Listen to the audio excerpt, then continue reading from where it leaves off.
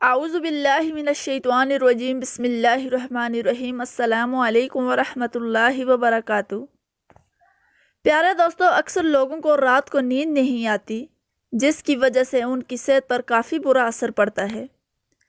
کیا آپ کو رات کو سوتے وقت اکثر کروٹیں بدلنا پڑتی ہیں؟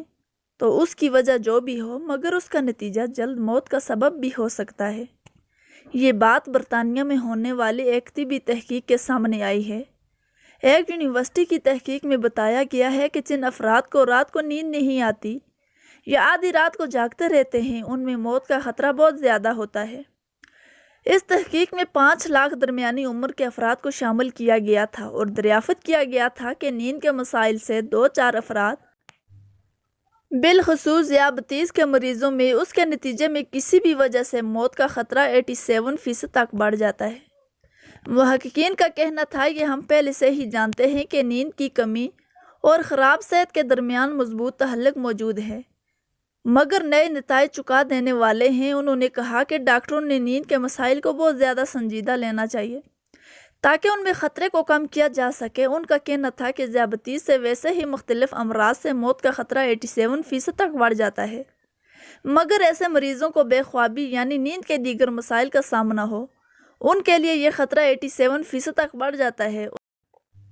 اس سے قبل 2019 میں کیلیفورنیا یونیورسٹی کی ایک تحقیق میں بتایا گیا تھا کہ محض ایک رات کو کم سونے سے بھی ذہنی بے چینی، خوف یا اعصابی خلل کا خطرہ 30% تک بڑھ جاتا ہے۔ نیند کی کمی کی وجہ سے ذہن بوجھل ہوتا ہے اور مختلف مسائل کا شکار ہو جاتا ہے، جبکہ زیادہ سونا حالت کو بہتر بناتا ہے۔ ناظرین گرامی، اب بات کرتے ہیں ان 5 عورتوں کے بارے میں جن کو رات کو نیند نہیں آتی۔ نبی کریم صلی اللہ علیہ وسلم نے فرمایا کہ 5 عورتوں کو رات کے وقت نیند نہیں آتی، اور وہ 5 عورتیں کون سی ہیں، جاننے کے لیے ویڈیو کو اینڈ تک ضرور دیکھیے گا۔ تو ناظرین گرامی، جانتے ہیں 5 ایسی عورتوں کے بارے میں جن کو رات کو نیند نہیں آتی۔ نمبر 1، جو کسی کے قتل کا ارادہ کرتی ہو۔ قرآن پاک میں ارشاد ہے کہ جو شخص کسی کو جان بوجھ کر قتل کرے تو اس کی سزا جہنم ہے، اور اللہ پاک اس پر غضب نازل کرے گا اور لعنت بھیجے گا، اور اللہ نے اس کے لیے عذاب تیار کر رکھا ہے۔ اسی وجہ سے ہم نے بنی اسرائیل کو یہ پیغام دیا تھا کہ جو کوئی کسی کو قتل کرے، جبکہ یہ قتل نہ کسی اور کی جان لینے کا بدلے کے لیے ہو اور نہ کسی زمین میں فساد پھیلانے کی وجہ سے ہو، تو یہ ایسا ہے کہ جیسے اس نے تمام انسانوں کو قتل کر دیا۔ اور جو شخص کسی کی جان بچا لے تو ایسا ہے جیسے اس نے تمام انسانوں کی جان بچا لی۔ اب یہ کہ جس شخص کے خلاف قتل کا یہ جرم ہے، کیونکہ کوئی شخص قتل ناحق کا ارتکاب اسی وقت کرتا ہے جب اس کے دل میں انسان کی حرمت کا احساس مٹ جائے۔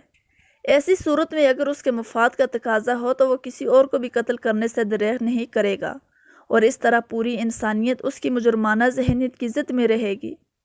جب اس ذہنیت کا چلن عام ہو جائے تو تمام انسان غیر محفوظ ہو جاتے ہیں۔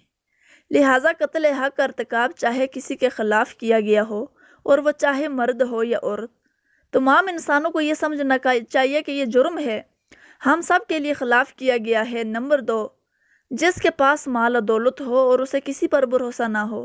ناظرین، اکثر عورتوں میں یہ بخل پن پایا جاتا ہے، وہ یا تو ہر کسی پر بھروسہ کر لیتی ہیں اور بیوقوف بن جاتی ہیں، لیکن جب اسے کہیں پر بھروسہ کرنا پڑ جائے تو وہاں بھی اپنی بیوقوفی دکھاتے ہوئے ناسمجھی کا مظاہرہ کرتی ہیں، جو اسے نقصان پہنچاتے ہیں۔ ناظرین، مرد ہو یا عورت، تاریخ کے ہر دور میں ایک سے بڑھ کر ایک دولت مند کرہ ارض پر نمودار ہوا اور گردش ماہ وصال کے بعد مٹی کا ڈھیر بن گیا۔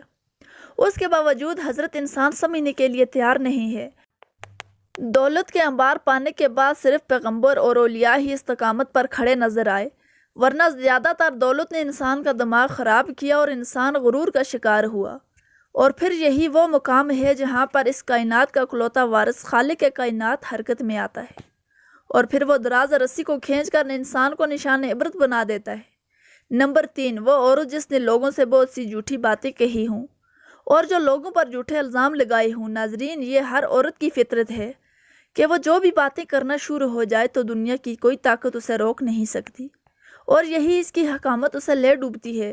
اور جب وہ باتیں کرنا شروع ہو جاتی ہے تو وہ بہت زیادہ جذباتی ہو جاتی ہے، پھر اسے جھوٹ سچ کا کوئی خیال نہیں رہتا، اور پھر یہی چیز اس کی رات کی نیندیں حرام کر دیتی ہے۔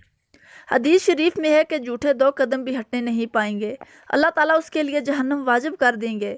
جس نے کسی مسلمان کو ذلیل کرنے پر اس پر الزام عائد کیا تو اللہ تعالیٰ جہنم کے پل پر اسے روک لے کر یہاں تک کہ اپنے کہنے کے مطابق عذاب پالیں۔ جو کسی مسلمان پر ایسی چیز کا الزام لگائے جس کے بارے میں وہ خود بھی نہ جانتا ہو تو اللہ تعالیٰ اسے خون اور جہنمیوں کے پیپ جمع ہونے کے مقام میں اس وقت تک رکھے گا جب تک کہ وہ اپنے الزام کے مطابق عذاب نہ پالے۔ نمبر 4، وہ جس کی ذمہ داری زیادہ ہو لیکن اس کے پاس دینے کے لیے کچھ نہ ہو۔ کائنات کی تلخ ترین اور صفات حقیقت بھوک ہے۔ بھوک بڑی بدذات ہے۔ انسان، چرند پرند، ذی مخلوق اپنے بھوک کے سامنے بے بس ہو جاتے ہیں۔ یہی وجہ ہے کہ موجودہ حالات کے پیش نظر غربا اور بے سہارا لوگوں کے سامنے بھوک بڑا مسئلہ بن سکتی ہے۔ ہم مسلمان ہیں اور ہمارے اوپر فرض ہے کہ ہمارے ارد گرد والے غربا اور مساکین کی مدد کریں، جو اللہ تعالیٰ کے ہاں سب سے پسندیدہ عمل ہے۔ ایک حدیث شریف میں ہے کہ آپ صلی اللہ علیہ وسلم نے فرمایا کہ یہ افضل عمل ہے کہ تم اپنے مومن بھائی کو خوشی پہنچاؤ یا اس کا قرض ادا کرو یا اسے کھانا کھلاؤ۔ سب استحاد پر فرض ہے کہ وہ مستحقین کی مدد کریں۔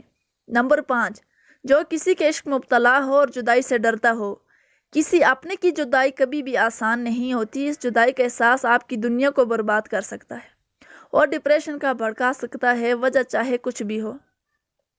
لوگ محبت کرنے والوں کی جدائی کو قبول کر لیتے ہیں اور آگے بڑھ دیتے ہیں۔ کچھ لوگ ڈپریشن کا سامنا کرنا پڑتا ہے۔